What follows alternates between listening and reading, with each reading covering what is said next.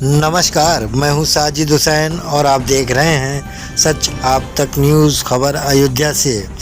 मुख्यमंत्री योगी आदित्यनाथ के आगमन के एक दिन पहले अयोध्या में व्यापारियों ने की बैठक।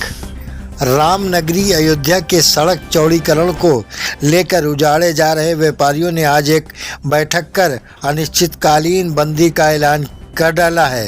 हनुमानगढ़ी क्षेत्र के राजद्वार पार्क में एक बैठक की, जिसमें हाथों में नो 4 लेन की तख्ती लेकर नारेबाजी की।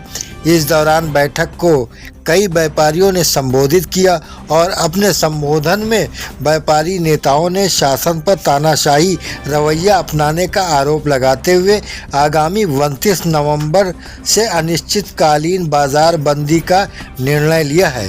पत्रकारों से बात करते हुए व्यापारी नेता शक्ति जायसवाल ने कहा कि पिछले दिनों हुई व्यापारियों और जिला प्रशासन की बैठक में मौजूद रहे पूर्व एडीएम प्रशासन द्वारा ये आश्वासन दिया गया था कि पहले उजाड़े जा रहे व्यापारियों को स्थापित किया जाएगा और बाद में विस्थापित किया जाएगा, लेकिन उनके तबादले के बाद सुग्रीव किला मार्ग पर मौजूद व्यापारियों को बिना उचित मुआवजा दिए ही उनकी दुकानों पर बुलडोज़र चलाया गया।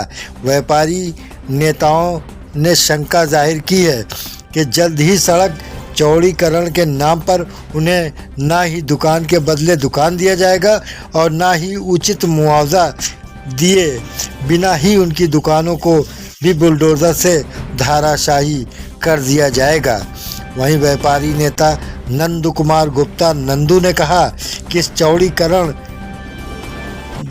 की जद में मकान ना ही उचित मुआवजा दिया जा रहा है और ना ही कहीं दुकान दिया जा रहा है, जिससे व्यापारियों के रोजी रोटी पर एक बड़ा संकट छाया हुआ है।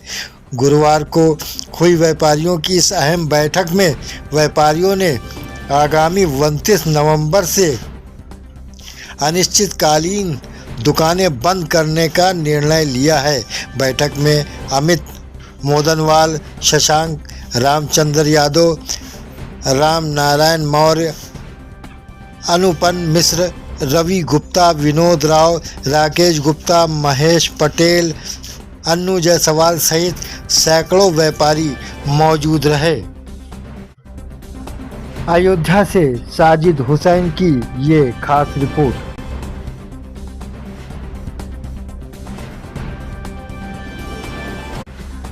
विरोध है वो सड़क चौड़ीकरण को लेकर भी है। हम लोग की मांग है, उसकी मानक सरकार घटा भी सकती है और भी तमाम बातों कई चक्र हम लोगों ने प्रशासन से वार्ता की है। 1.5 साल से ये मुद्दा चल रहा है। हम लोग की प्रशासन से अभी कुछ दिन पहले जो इसके पहले पूर्व डीएम थे उनसे वार्ता हुई थी। उन्होंने साफ और स्पष्ट शब्दों में कहा था, बाकायदे भरी बैठक में कहा था कि आप लोगों को बिना दुकान अलाट किए आपको आपके स्थान से नहीं हटाया जाएगा। लेकिन अभी आप 3 दिन पहले की घटना यहाँ पुराने बस अड्डे के पास हमारे व्यापारी भाई रवि गुप्ता जी की दुकान थी, जो बिना किसी नोटिस के, बिना किसी पूर्व सूचना के अपना लेकर बुलडोजर पहुँचे हैं और उन्होंने कह दिया कि 2 घंटे का वक्त है, आपका दुकान गिरा दिया जाएगा। तो इस विषम परिस्थितियों में हम व्यापारियों के पास अब इस योजना का विरोध करने के सिवा और कोई चारा नहीं बचा है। यदि प्रशासन अपनी बात से मुकर रही है, जो उसने कहा था कि हम दुकान के बदले आपको दुकान शिफ्ट किए बगैर आपकी दुकान को टच नहीं किया जाएगा, लेकिन अब प्रशासन की मंशा पर ही सवाल है कि वो बिना नोटिस, बिना पूर्व सूचना के ज़बरदस्ती हम व्यापारियों को उजाड़ने पे आमादा हैं, जिसका हम लोग पुरजोर विरोध करेंगे। हमारे तमाम सारे व्यापारी लीडर यहाँ भाई एक बहुत बड़ी बैठक होने वाली है। उसके बाद एक निर्णय लिया जाएगा कि आगे कोई आंदोलन में या सरकार से किस तरह से अपनी बातों को मनवाने के लिए बात रखी जाएगी। एक सवाल ये है कि अगर आपके विरोध को देखने के बावजूद भी शासन ने अपना रवैया न बदला और दुकानों को तोड़ा, चौड़ीकरण को नापे, तो इस पर क्या? मैं वही तो कह रहा हूँ कि अभी यहाँ बहुत बड़ी एक बैठक होने वाली है। उस बैठक के बाद ये निर्णय लिया जाएगा कि अब आगे की रणनीति क्या होनी है या सरकार से किस तरह से बात होनी है। एक तरफ ये सबसे बड़ी मुश्किल अयोध्या के व्यापारियों की ये है कि सरकार की तरफ से एक ऐसा व्यापार मंडल बना दिया गया है जो सरकार की हाँ में हाँ मिलाकर यहाँ के व्यापारियों को उजाड़ने के लिए पूरी तरह से आमादा है।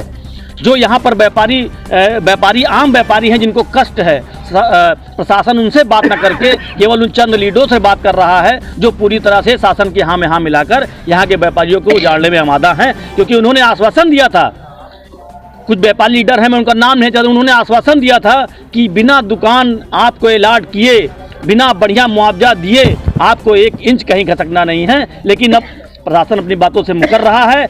आज हमें सूचना भी मिली है कि एक बैठक यहाँ पर डीएम के साथ भी होने वाली है, लेकिन हम लोग को अभी उसकी सूचना नहीं मिली, हो सकता है बैठक के बाद मिले।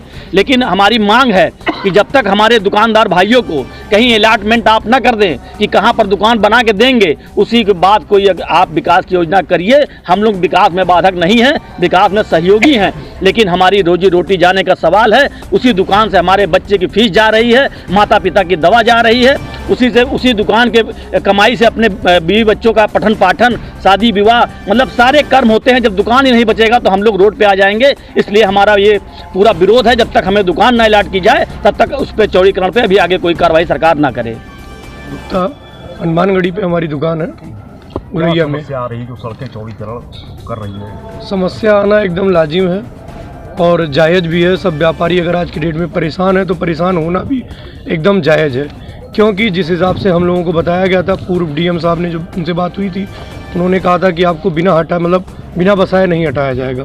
आज जो पुराने बस स्टैंड पे हुआ है, आपका ये जन्मभूमि का पीछे का मार्ग जो 100 फुट बन रहा है, उसमें जिस तरह दुकानों को हटा दी गई हैं, तो इससे ये अभाव हो रहा है, ये प्रतीक हो रहा है कि कल हमारी दुकानें भी इसी तरह हटाई जा सकती हैं बिना नोटिस के, बिना हमको स्थापित किए।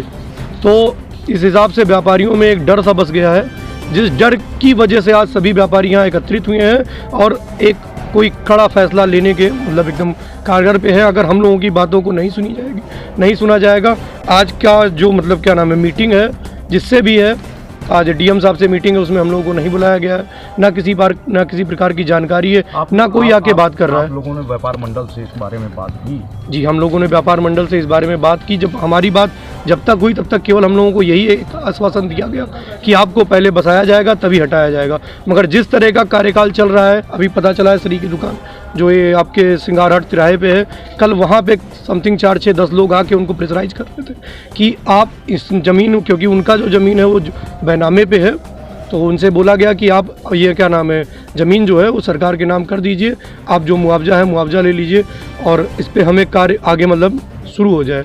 और एक बात की बात नहीं, मगर एक उनके ऊपर दबाव बनाया जा रहा था इसके लिए कि आप ज़मीन को दे दीजिए। और इस हिसाब से सभी व्यापारी के मन में एक डर सा है कि हम लोगों के साथ कुछ गलत हो सकता है। इसलिए हम लोग मीटिंग के द्वारा, प्रदर्शन के द्वारा, दुकान बंद करने के द्वारा और जिस प्रकार हो पाएगा अपना विरोध हम लोग दिखाएंगे।